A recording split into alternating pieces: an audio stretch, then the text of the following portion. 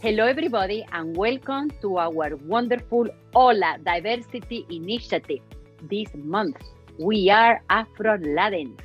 This is Inma Heredia, and I'm honored by the presence of our wonderful guest, super talented, multifaceted artist, Andrés Chulisi Rodri. Andrés, ¿cómo estás? How are you? Muy bien. I'm doing good, my love. I'm doing good. Thank you for having me. I'm very happy to be here today. I really am. I'm looking forward to this interview. Very happy as well, and very honored by your presence. And we are on for a treat. So yes.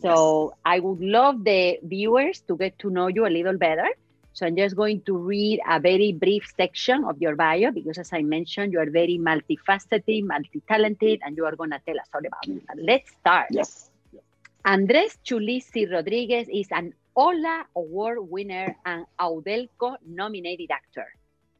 He is a self-published author of his book, Slips, Trips, and Falls, a collection of personal essay and poetry that can be found on Amazon.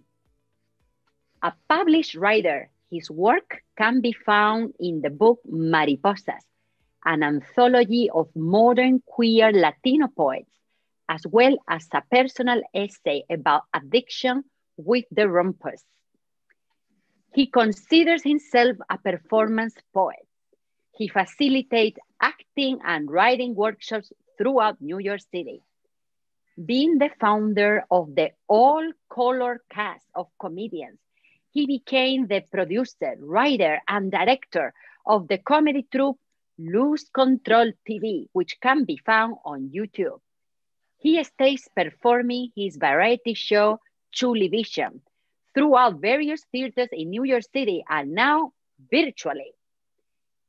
He has amazing dance track on Head by Records, available on Trax stores, with new singles coming out in the next few weeks. Stay tuned. Next, his one-woman show now called Maricón, excuse me, everybody, that's the name, and second book called A Mother for 2021. Andrés Chulisi Rodri also has a beautiful sentence that he includes in his emails. Laughter cures all. What a beautiful way to start. How are you? Welcome, Andrés Chulisi. I'm doing good, my love. Gracias, mi amor. Gracias. Un placer estar aquí. I'm very happy to be here. I'm very happy. Very happy. The minute you guys hit me up, I was like, yep, I'm in. Let's do it. Absolutely. Excellent. Wonderful. And thank you for finding the time for us. I know you are going to inspire many people with your beautiful testimony of love and dedication through the arts in all ways. So, Andrés Chulisi, let's start because you do it all in the arts. So, when did you first fall in love with any of the aspects that now you develop as an artist? With theater, with singing, with dancing, with writing? How did it all start? I've always been into music. My first love was dancing. Yo siempre un bailador. And we were poor, so my mother couldn't afford the classes. So I learned, just by watching. I grew up around people who really knew how to dance salsa, lo que era la salsa de verdad, la cumbia, el mambo. And I learned from there. And then going to high school, I bumped into a teacher who found out that I can sing. Y él me dijo a mí, you're going to go to this Julie Richmond that had a Talented Unlimited program, because that wasn't going to go. I was going to leave and drop out. And he was like, no, you're going to go here. Y me abrió la puerta. He opened the doors for me and I auditioned and I fell in love with theater there in high school. That's when I was like, I love this. This is what I want to do. All my life, I want to be on stage. And it wasn't until I was 26 that I was at a nightclub called the Palladium. It's not open anymore. And a man gave me a script and he says, I think you would be great for this. And I just took a chance. And ever since then, since 26 years of age until now, I have not stopped working theater. I fell in love with the acting, the dancing, the whole aspect of everything, just the writing, the creating, the being with the people, being able to identify with characters. And then that's when I got into writing, because I started noticing that I didn't find myself on stage a lot. And then I started writing my own stuff, which is how the comedy troupe Lose Control TV came. That's why it was so important for me to have an all-colored cast. I didn't want nobody that was not of color. Yo quería que la gente tuviera alguien que they could see themselves and be like, hey, I could do that. Oh my God, that's me. Oh my God, that's my mother's story. That's my father's story. And I did it for like 5 years, 2 shows a week, 16 skits written by me, every show different, at the Broadway Comedy Club. I was very, very fortunate. Very, very fortunate. I've had a good run. Estoy bien. I'm very blessed. Theater for me it's more therapy now for me than anything. Well, that's very, very impressive that, for 5 years you were performing nonstop the material that you wrote yourself for comedians of color, right? So they, the audience could see themselves reflected. Right? Absolutely. And we always sold out the shows. I remember we had a show one day and it was a storm and the place still got packed. And it felt so good that whenever I would do a show, or you would see us Latinos and Afro-Americans. I mean, that the club after a while was like, we don't get this. And I was like, that's because you don't have anything like this. You don't have people that can see themselves, because my material was my life. My comedy was my mother, how she would scream, how my brothers would get dressed, the dating, the situations that happened to us that for us, we had to find funny in it. And the people found it funny because they were like, oh my God, I can relate. That is so me. Oh my God, I thought my mother was the only person that did that. I was like, no. We're very connected. And it kind of brought people together in like one place where they were able to just, for 2 hours, just forget about their problems and really find funny in their tragedy in their life. Because I believe that you can only survive life if you're able to laugh at it. If you take yourself too serious, mi amor, you're going to have a hard time. You have to know how to make fun of your tragedy. There's always something funny about it. I believe that so much. Wow, you've touched in something so important, because that was going to be my next question. How comedians make funny, right? What at some point in their lives have been tragic, right? So if you can elaborate a little bit on the challenges that you had to overcome in your life and as an artist, and how comedy was, I guess, your outlet and a wonderful way to overcome everything and make it into art and transforming into something therapeutic for the audience. So please elaborate.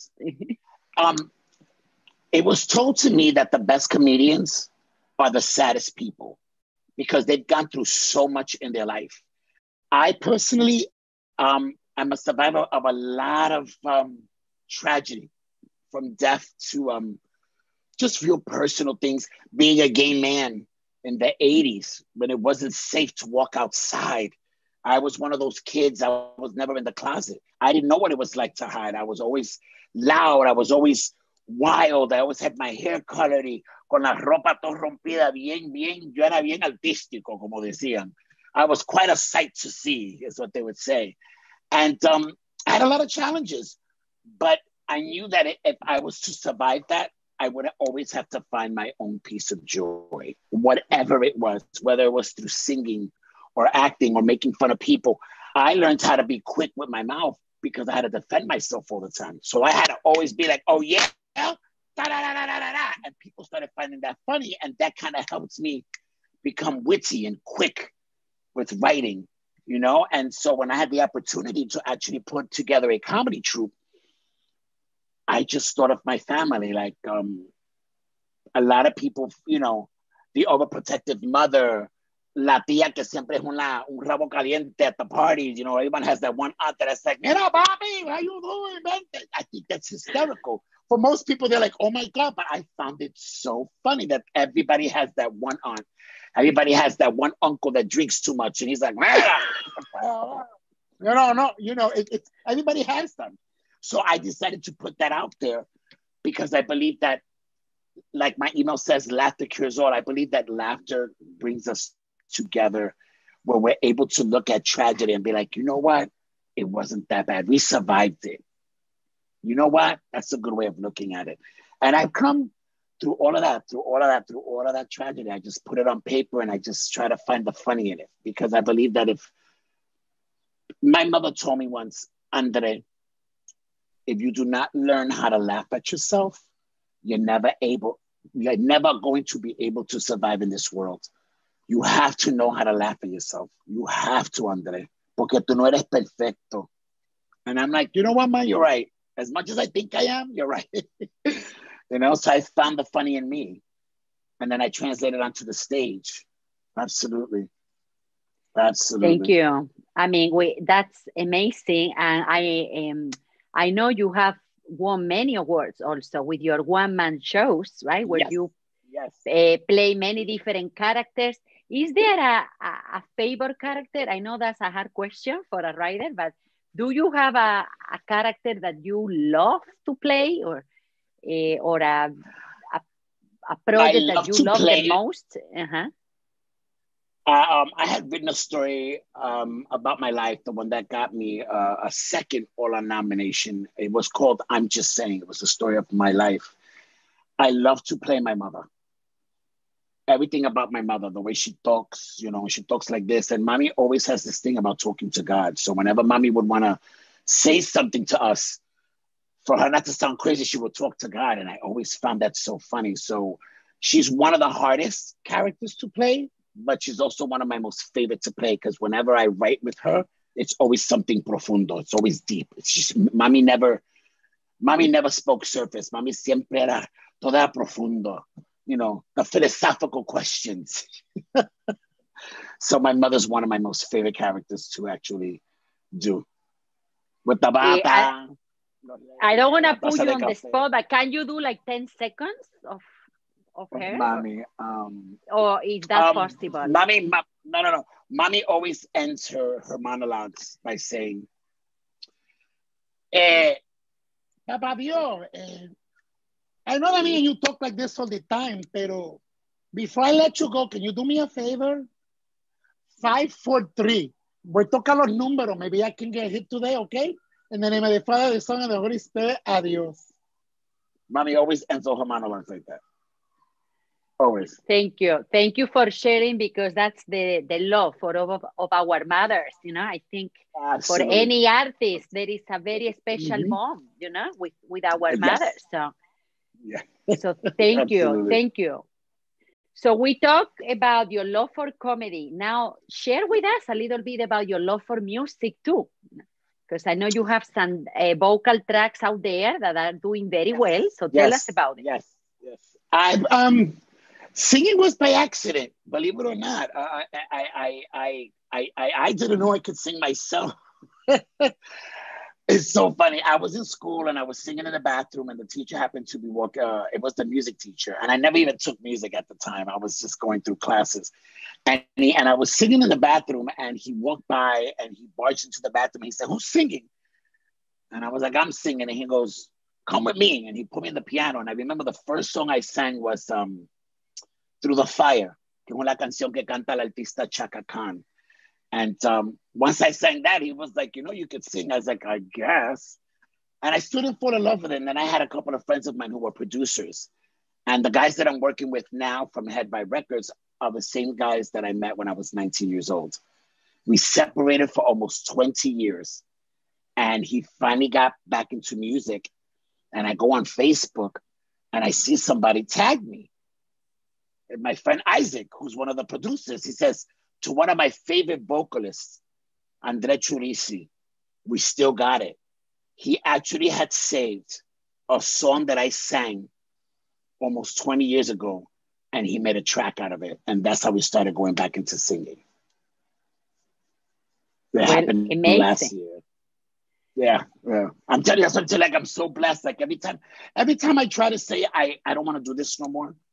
I don't want to write no more. I don't want to do theater no more. I don't want to act no more. I mean, I'm over 50. Estoy cansadito. La vejez está well, you must be like, I mean, you must be, because you're saying, but you look like 30. So, you know. Thank you. You look fantastic. Thank you, my love. Thank you. Every time I say I don't want to do this no more, another door opens all the time. It's like the universe is telling me, no, we're not done yet. So I keep on going and I keep on going. And I've been very blessed. Singing for me is something that's very personal.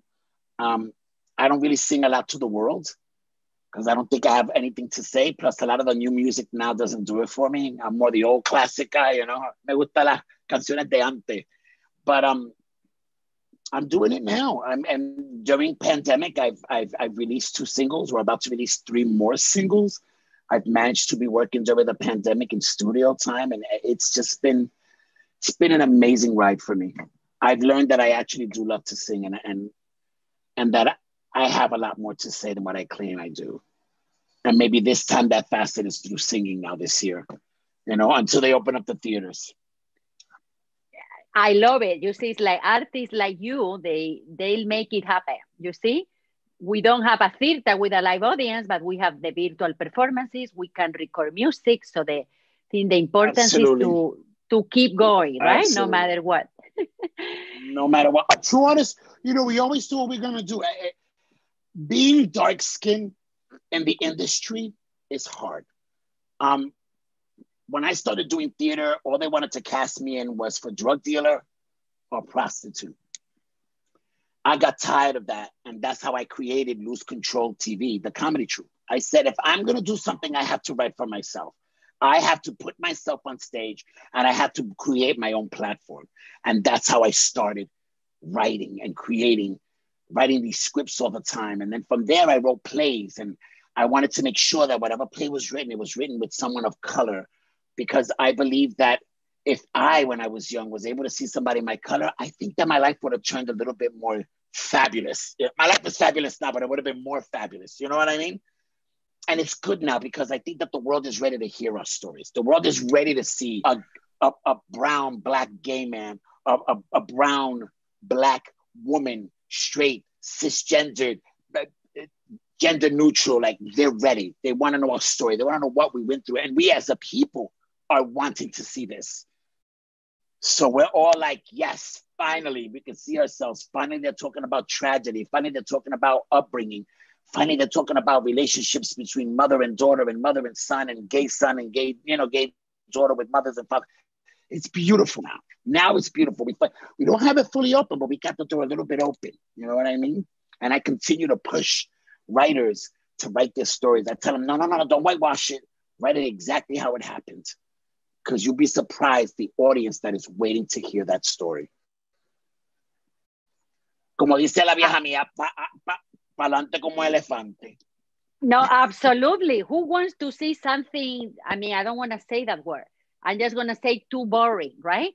We want to see the excitement of the wall, right?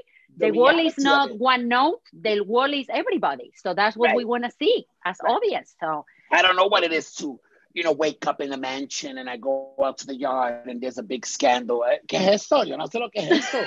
I know what it is. I know what it is to go to the bodega. I know what it is to hang out on the stoop. I know what it is to get your first kiss in a park. Things like that people take for granted and don't write about. For us, it's like, oh my God, I did that. Yeah, that's an experience. I wasn't the only one that went through that. It's amazing to me now. No, definitely. And that's why this diversity initiative is so important, because we're going to bring to the wall, and I really hope many people watching you, the amazing artists that we have even within the Latinx community and the different groups, Yes, I totally agree. I never understand when I watch a show on Hollywood, a Latino is not casted for a Latino part. And I'm like, what? With so many Latinos auditioning, are you kidding me? So it's time for us to write our own stories and do our own thing, create our own lane. Definitely. And to produce, to write, and that takes me to my next question, because I know you inspire many others also in your facet, right, as a teacher and facilitator, right? So yes. So I would love you to explain about that. When I started doing poetry, a lot of people, gay, straight, and of color, came up to me and they were like, wow, you just told my story. How do you do that? So me being in a position of availability, I got together with a couple of theaters that were okay. And I would say, if I hold a workshop, can they perform it after in your venue? And give these people an opportunity to speak and be heard and be seen, because everybody wants to be seen. Everybody wants at least 5 minutes. I facilitate workshops now, and it's to help people have a voice. I believe everybody has a story. You might write it. It doesn't mean that you yourself are going to perform it, but we can find somebody that can perform it for you. But everybody has a story, and I believe that everybody should have an opportunity to write their story. It's a form of therapy. An old man once told me, Andre, what you write is in black and white. You can never lie to yourself after you wrote it. It is true to you. And I always stood with that. I was 18, and I never forget that. And the man's name was Don Pepe, and he used to play dominoes on the corner. One day I was coming home, and I was sitting there, and he was looking at me, and he said, come over here. He says, you always with that pen and paper writing? I said, yeah, because I used to have a diary, and I would carry my diary, my journal with me. And he says, always write the truth, because what's in black and white, you can never change. You can lie about it to everybody else, but what you wrote, and the pen is mightier than the sword. Remember that I told you that, Andre. And I always stood with that. I always stood with that. Yo me recuerdo eso muy bien. Wow. What a poetic way, right? To express the beauty and the truth of our writing. And that's why it's so important to encourage everybody to write. You don't need to write for the New York Times. You can just write your story. You don't need to write to perform it. Just write it. Just write it. Because when you write it, you see it. And when you see it, you taste it. And when you taste it, you feel it. And when you feel it, you live it. I tell people that all the time. Just write. Even if it's just for you yourself, get a journal, write. When you don't understand something, write it. When you want to identify, write it. Ahí es donde empieza todo. To be honest, I tell people, back in the days, us brown and black people couldn't write. If they found out we were writing, they would kill us. So it's a privilege to know how to write. And I tell people, write, it's a privilege. Take advantage of that. We fought to write. Wow. I mean, I love in this conversation. It's amazing. It is amazing because I love writing myself. I always found it very therapeutic for everything. So I'm a lover of writing as well. So we encourage everybody. So now we spoke about your love for comedy, for music, for writing, for the theaters, for humanity. Yes. Now, because I really want your dream to be manifested. What's your dream project, Andres Chulisi? Let's put our energy out there. Your dream project, dream big. You know. My dream project, I have two of them. One I've been dreaming for almost 5 years already, or more. I would love to be in a movie with Pedro Almodóvar. That man is a dream to me. Pedro Almodóvar movies remind me of the Spanish version of Disney movies. Everything is just in color and vivid and so gritty. Because I love grit. Grit is where I come from. My second project is right now I'm writing a book called, I'm writing a one-man show called Maricón.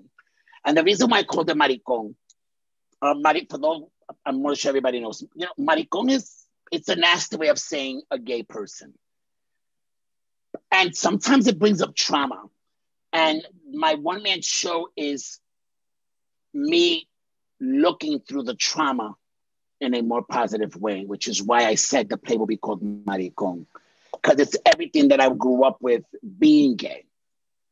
Finding out I'm gay, but there's different kind of gay. There's femme gay, there's boy gay, there's drag, there's trans, there's fluid. Okay, which one am I? Because you find yourself within a box in a box.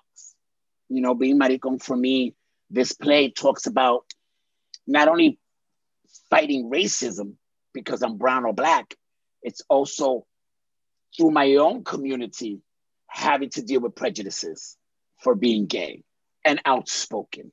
You know what I mean? So it's an amazing play. It's going to be about an hour and a half. Right now I'm in the editing phases of it. It has 9 characters. Half of the characters are of people who have taught me how to find my gay, taught me how to love myself.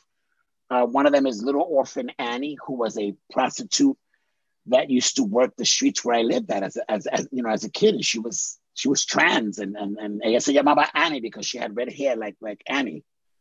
And there's a monologue of her there. There's a monologue of Cookie, who was a very famous trans as well, down my way. And she prostituted well into her 40s and 50s, but she always had her blonde hair. And she always spoke with a voice like this. Ella hablaba así con una voz así, mira, yo me llamo Cookie. And I have her in the play. And along with the play, I have a book that accompanies the play. And my book is called Unmothered. Because as much as my mother loved me, I was unmothered. My mother wasn't there emotionally. Mommy was a provider. She wasn't there emotionally. Like, she wasn't there to teach me the ropes. She wasn't a hugger. Mommy wasn't very into like, I love. Mommy wasn't that. Mommy era bien seca, bien. Okay, good, perfect. Next thing, what are you gonna do now? You know. So it comes with the book. The play is Maricón, but the book is called Unmothered. Those are my next projects. Well, we look forward to, I mean, I'm mesmerized by listening to the description of the characters, of your mother, and it definitely relates to everything that Mr. Almodóvar, that's how I call him, because I love him too, you know, he's my daily director too. So when I read that both you and I shared that love for Mr. Almodóvar, I said, I have to really touch on that. And I can see why, like, you have a vision of life that he touches on in his movies as well. And yes, and all of them, all his movies has a tragic woman that continues to suffer in spite of. Y eso me fascina. Because she's usually the most enigmatic thing on the screen. And I'm like, how does he do? Like, you could tell that he lives the script.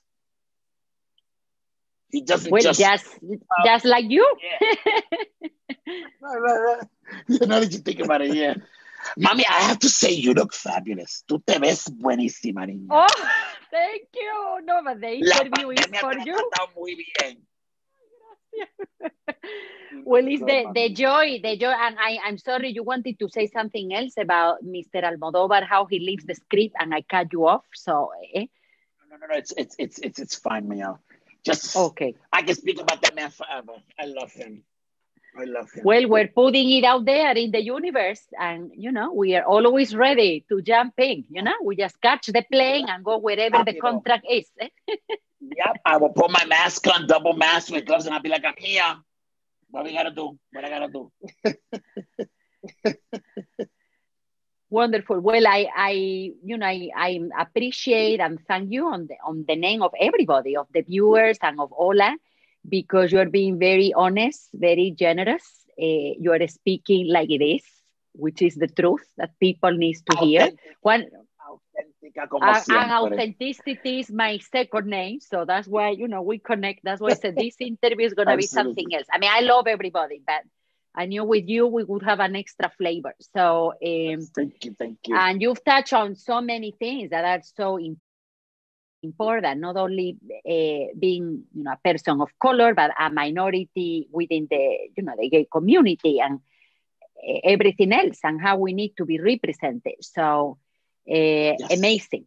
So since this month we're celebrating Afro Latinx month, would you like to share a special message for the Afro Latinx community, especially the artists? Yeah. Don't stop. Do not allow boundaries. Do not allow people's stereotypes and prejudices deny you the access that you have, that only you have. Nunca dejes que alguien te diga a ti lo que tú puedes hacer. Tú sabes lo que tú puedes hacer porque tú es lo que lo estás haciendo. I've never listened to the voices behind me that said I can't do it. I wouldn't be here today working consistently if I didn't believe in myself. So whether you're gay, straight, black, brown, light skin, beige, whatever color you want to be, pa'lante como elefante, keep fighting through and believe in yourself, because at the end of the day, there is always an audience to hear your story.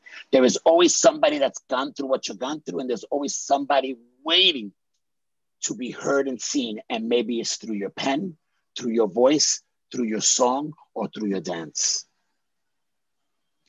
And where do you find your most inner strength on those days that we say, I can't do this anymore? Because I know you mentioned it and it happened to a lot of artists that we say, you know, I'm ready to give up, even if we don't really mean it, but we feel like that at the moment, right? Yeah, it's hard. I think my biggest inspiration for me is that I want to leave a legacy behind. Being the only gay man in my family, being the only darkest one in my family, being the tallest one in my family, I don't want to leave something behind where my family behind me can say, I can't do it. If Theo did it, I have no excuse. I have to do it. You know, I don't have the odds that Theo went against, so I have to keep on pushing on. And I just do a lot of self-care, mommy. Like once a week, I just try to just not do nothing. Quedarme en espacio, en el momento presente, be very aware of my surroundings, and just do nothing. Just be in the moment, one day out of the week. And I've learned to do that. And that has helped me immensely know who I am as a person, what I want as an artist. It's allowed me to be able to find a piece of me that is all mine, and nobody else's. You know what I mean? Que el mundo sea que el mundo. En este momento yo estoy tan auténtica yo misma que yo misma me estoy amando. You know? Well, thank you for sharing the importance of self-care, because Absolutely. It's also self-care month, February, the month of love, and love starts with loving yourself and taking care of yourself, right? Absolutely. Absolutamente que sí. Yes. If we want to give to others, we have to take care of us first. So as artists, we give, but sometimes we just need to calm down and receive a little bit, if it just even is the peace, right? So yes. So Andres Chulisi, I wanted to ask you too, is there anything else you would like to share that I haven't gotten to ask you? And also where people can find you. You want to share your social media handles where people can follow you? Yes, on Facebook, Andres Chulisi Rodri. On Instagram, yo soy Chuliboo, CHULIBOO. In TikTok, I'm actually viral on TikTok. I'm on the Chulisi. So it's so funny. I went viral on TikTok. De 50 años estoy viral. La vida no para. Yeah, they can find me there. If there's anything else that I want to say to everybody, I end all my Chulivision shows with this. Love yourself. And if you can't love yourself, then like yourself and let love take care of the rest. Wow. With that sentence, I think that's the perfect culmination for this wonderful spotlight. I'm going to repeat your social media handles because I want people from all over the world to follow you and to enjoy you, your love for life, for the arts, your passion for living. So on Instagram, Chuliboo, CHULIBOO.